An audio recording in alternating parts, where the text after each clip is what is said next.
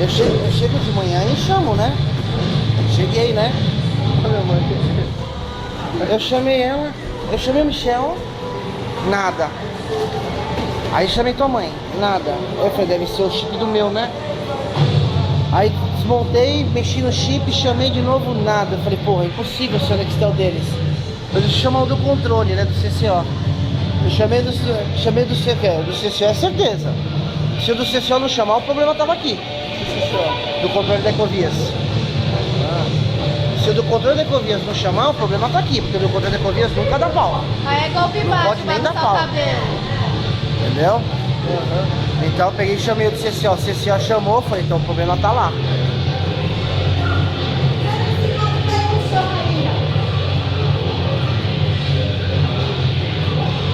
Aí, ó.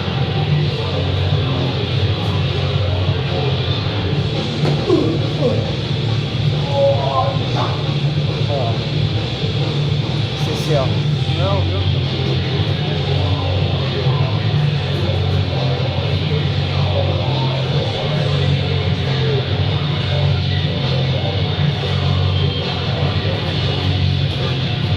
Tá esperando brotar um feriado.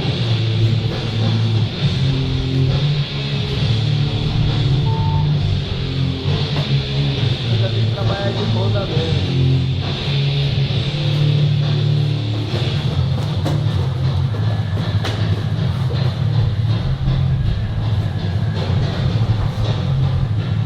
Pelo menos pagar meu cartão.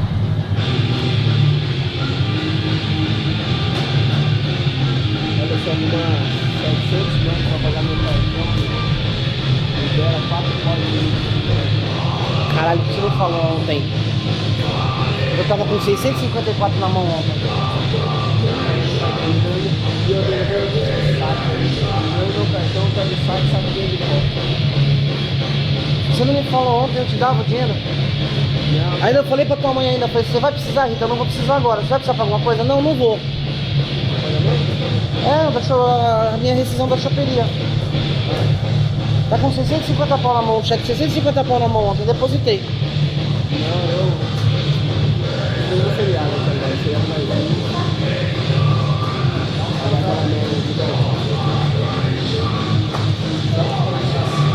Eu agradeço que eu mandei, né?